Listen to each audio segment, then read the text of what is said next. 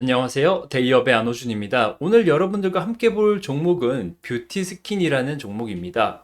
제가 지금 소제목으로 베트남, 러시아 시장 확대 이렇게 나왔는데 이 관련해 가지고 최근 뉴스가 있어서 그 뉴스 보면서 이제 글로벌 판매 채널 확대에 대한 부분 한번 짚어보고 그 다음에 이제 뷰티 스킨의 24년 실적 예상 그에 따른 뭐 주가 변동성이라던가 이런 부분 한번 이야기 나눠보도록 하겠습니다. 먼저 이 기사 보고 오신다면, 네, 3월 29일 날 나온 기사입니다. 며칠 안 됐죠. 지금 올해 실적 성장을 위해서 이 어떻게 보면 글로벌 시장을 확대한다, 채널을 확대한다, 이렇게 나와 있는데, 이 기사를 본다면, 이 베트남 유통 매장과 그리고 러시아의 향수 사업을 추진 중 이렇게 어떻게 보면 밝힌 바가 있습니다. 이 정확히 보자면 이 베트남 시장은 이제 이 뷰티 스킨의 자체 브랜드인 원진 브랜드로 공략을 하고 있고 원진 자체는 이미 베트남 로컬 기업 중 가장 인지도가 높은 하사키 170여 개의 매장 비롯하여서 뭐 각각 뭐 올리브영과 뭐 국내로 따지면 올리브영 같은 이 라이프 헬스케어 이 플랫폼에서 판매를 하고 있고 그리고 베트남의 그 대형마트인 고마트에서도 지금 400개 매장에서 이 채널 확보를 한 상황입니다. 뭐 그리고 러시아 향으로는 향수 사업을 전개 중이라고 하는데 일단 제가 지금 포인트로 보고 있는 거는 베트남입니다. 왜 베트남을 보냐라고 하면 지금 보여드리는 그래프는 베트남의 소득 수준에 대한 이 어떻게 보면 성장성을 나타내는 그래프인데 이 소득 수준과 그리고 이 뷰티 제품 그리고 미용에 투자하는 이 뷰티라고 하겠습니다. 대부분 정비례해서 지금 성장을 하고 있습니다. 대한민국도 그랬고 일본도 그랬고 앞으로 이제 이머징 마켓이라고 불리는 베트남 또한 글로벌 뷰티 탑 티어 브랜드들이 노리고 있는 가장 큰 시장이라고 볼 수 있는 게 또 베트남은 지금 현재 인구가 1억 명입니다. 보통 시장에서 경제적으로 내수가 1억이면 그 시장은 글로벌 진출 전에 내수를 잡는 게 어떻게 보면 유의미한 성장을 나타낼 수 있는 이 지표인 어떻게 보면 사람 인구수인데 베트남은 지금 현재 1억 명이고 평균 나이가 30대가 아직 안 됐습니다. 베트남의 어떻게 보면 베트남 전쟁이나 이런 부분으로 인해서 20대 후반이 아직 평균 나이고 이때는 한참 얼굴을 이뻐 보이고 싶고 미용 그리고 뷰티에 대한 관심이 많기 때문에 특히나 지금 말씀드리는 저도 베트남의 이 뷰티 시장에 굉장히 유망하다고 생각하는 사람 중에 한 명입니다. 또한 이 다른 그래프를 보자면 보시면 베트남 미용 시장 규모 추이인데 뭐 어떻게 보면 2017년, 18년, 19년 가면서 뭐 10% 정도 성장을 했는데 뭐 코로나 때도 거의 빠지지 않았죠. 그 다음에 코로나가 끝나고 21년, 22년은 뭐 예측치긴 하지만 10% 정도의 상승을 예측했는데 실질적으로 베트남에서 코로나 이후 리오프닝에서 더 큰 성장, 뷰티라는 층만 봤을 때는 더 큰 성장을 한 시장입니다. 앞으로 뭐 꾸준히 10% 이상의 꾸준한 성장을 보일 수 있는 시장이고 제가 말씀드린 것처럼 한참 그 외모에 관심이 많을 10대, 20대, 30대까지가 인구의 거의 대부분 뭐 절반 이상뿐만 아니라 거의 뭐 70%를 차지하는 시장이기 때문에 이 뷰티 스킨이 베트남 유통 매장 확대 이 부분에 대해서 굉장히 관심을 가지고 있는 상황입니다. 그러면 이 실적을 한번 보자면 지금까지의 지금 23년도 기준에 매출액은 800억 정도 나왔고요. 영업이익은 지금 적자 전환을 했습니다.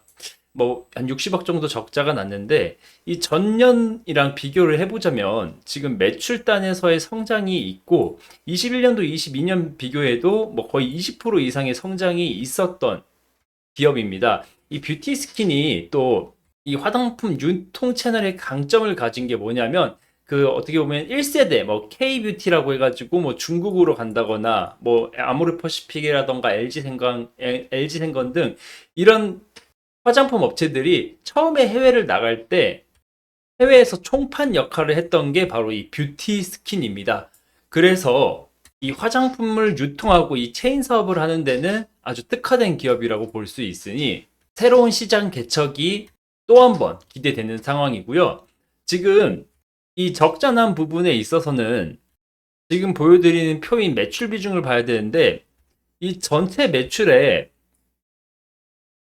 거의 60%를 상품 유통에 발현되는 상황이고요. 그 다음에 이제 뷰티 스킨이 또 화장품 ODM, OEM을 운영하기 때문에 거기에서 또 매출이 발생을 하고 있습니다. 그러면 결론적으로 보자면 이 상품 유통의 특화를 가지고 이 상품을 직접 ODM, OEM 생산을 하면서 자체 브랜드를 가진 이 뷰티 스킨이 이 뷰티 업계가 성장하는 국가에 들어가서 이 채널만 확대를 해놓는다고 하면 추가적인 성장이 가능할 것이고요. 이 추가적으로 상품 유통이라는 거는 사실 뭐 브랜드에서 화장품을 받아서 판매를 하는 그런 비즈니스인데, 직전에 말씀드린 이 실적, 이 23년에 적자가 난 부분에 대해서는 이 딜러사 조정에 따른 마진 축소 이 부분이 있었고, 마케팅 비용 증가로 뭐 추가적인 비용이 또 일회성 비용이 많이 들었다고 하고, 특히나 중국 시장에서 소매 판매 위축이라던가 소비 심리 둔화 이런 부분에 크게 작용을 했다고 사측은 이야기를 하고 있습니다. 게다가 추가적으로 중국 시장 위축에 따라 매출 채권의 회수 기간이 길어져서 대손충당금 한 20억 정도를 설정을 하고 대손상각비 인식한 부분도 영향이 꽤 컸다고 합니다. 그래도 어떻게 보면 23년도 대손상각한 매출 채권 대부분이 이제 24년 올해에는 회수가 되어 영업이익으로 환입이 될 예정이기 때문에 어떻게 보면 올해 발생할 수 있는 흑자 전환은 일시적이거나 뭐 기저효과로 나오는 흑자 전환이 아니라 어떻게 보면 꾸준한 매출 증가 그리고 꾸준한 영업이익에 이어지는 매출 흑자라고 볼 수 있을 거고요. 이 부분은 무조건 시장에서 죄송합니다. 무조건이 아니라 물론 시장에서 긍정적인 영향을 받을 만한 재무 개선이라고 생각을 합니다. 그러면 차트 보고 마무리를 할 텐데, 지금 제가 가지고 온 건 상장 이후로 차트를 쭉 가지고 왔습니다. 23년도 7월에 상장을 해서 지금 주가 레벨 자체가 조금 낮아 있는 상황인데, 왜 그러냐면 그 전에 뭐 어떻게 보면 뭐 매출이 증가하고 어떻게 보면 흑자가 계속 났지만 23년도에 말씀드린 이후로 지금 흑자가 기록이 된 부분이 있기 때문에 첫 상장 때 그리고 어떻게 보면 시장에서 고평가의 논란이라던가 이런 부분이 이 상장 첫날 이렇게 주가를 올렸지만 그게 다 이제 해소가 되고 지금 현재 주가는 상장 당시 대비해서 뭐 5분의 1 토막이긴 합니다. 그런데 지금 이 23년 이 주가 형성된 주가 자체는 이 실적이 적자에 관한 악재가 다 반영이 되어 있고 앞으로 이 중국이라던가 그리고 베트남, 러시아의 이 판매 채널 확대나 이런 부분으로 충분히 이 변동성이 나올 수 있는 자리라고 생각이 되기 때문에 뭐 기존 뷰티 스킨 주주분들이라던가 신규 투자하신 분들은 악재에 대한 부담은 조금 덜어주셔도 될 것 같고요. 이 상방으로는 이 상장 당시 생긴 이 매물대 이 아래에서는 충분히 변동성이 나타날 수 있는 가격대이기 때문에 이 부분 참고하시면서 뭐 새로 나오는 뉴스 그리고 24년 올해 실적이 이제 흑자 전환하면서 재평가되는 주가에 대해서 관심을 가지고 투자를 하시면 좋을 것 같습니다. 지금까지 말씀드린 내용은 100%제 주관이 담겨 있는 부분이니까 단순히 참고만 하시고 이제 투자할 때는 개인적인 뭐 기준이라던가 원칙을 가지고 투자를 하시면 좋을 것 같습니다. 오늘 뷰티 스킨에 대한 영상은 여기서 마무리 지을 거고요. 다음에는 더 좋은 분석으로 여러분들 찾아뵙도록 하겠습니다. 시청해 주셔서 감사합니다.